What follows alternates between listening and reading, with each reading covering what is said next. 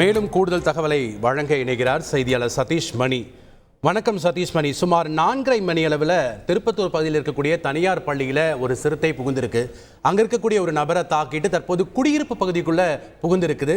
அதை பிடிக்க அநேக முயற்சிகளை மேற்கொள்ளப்பட்டு வருகிறது. தொடர்ந்து 1 மணி நேரமாக தீவிர முயற்சியில் ஈடுபட்டு வராங்க. இந்த சமயத்தில் தான் தற்போது 5 பேர் காருக்குள்ளே சிக்கியிருப்பதாகவும் அவங்க அந்த சிறுத்தையை பார்த்ததாகவும் சொல்கிறாங்க.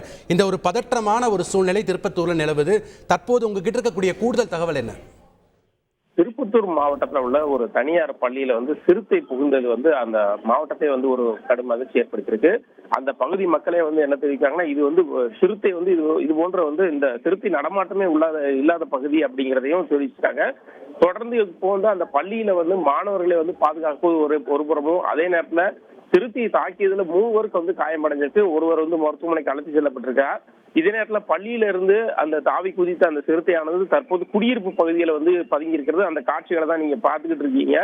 அந்த குடியிருப்பு பகுதியில் இருக்கக்கூடிய ஒரு 5 பேர் காருக்குள் மாட்டி இருப்பதால் ஒரு பதட்டமான ஒரு சூழ்நிலை காணப்படுகிறது.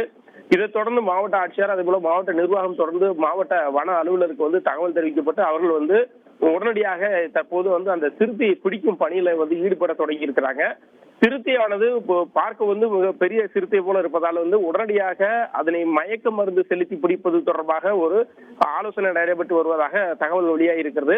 எனவே அதுக்கான மருத்துவர் அனுமதியுடன் அந்த சிறுத்தையினுடைய அது சின்ன சிறுத்தையா அல்லது பெரிய சிறுத்தையா, அதற்கு எவ்வளவு மயக்க மருந்து கொடுக்க வேண்டும், அதை எப்படி பிடிப்பது என்று உள்ளிட்ட ஒரு சூழ்நிலையில வன அலுவலர்கள் தீவிரமாக பணியாற்றி வராங்க. குடியிருப்பு பகுதியில இருக்கிறதுனால அதை பிடிக்க முயன்ற போது எதுவும் அசம்பாவிதங்கள் எதுவும் ஏற்படவிடக்கூடாது என்பதில் மிக கவனமாக இருக்கிறாங்க.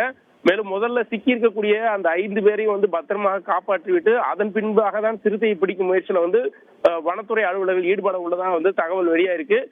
முதலடியாக சிறுத்தை அருகே சிக்கியுள்ளவர்களை முதலடியாக காப்பாற்றவும், அதே நேரத்தில் அவர்களுக்கு எந்தவித பாதிப்பும் ஏற்படாத வகையில் இந்த பணியை மேற்கொள்ள வேண்டும் எனவும் மாவட்ட நிர்வாகம், அதே போல வனத்துறை அதிகாரிகள் அந்த தீவிரமா முயன்றுட்டு வராங்க. தொடர்ந்து காயம்பட்டவர்களுக்கு மருத்துவமனையில சிகிச்சை அளிக்கப்பட்டு வருகிறது.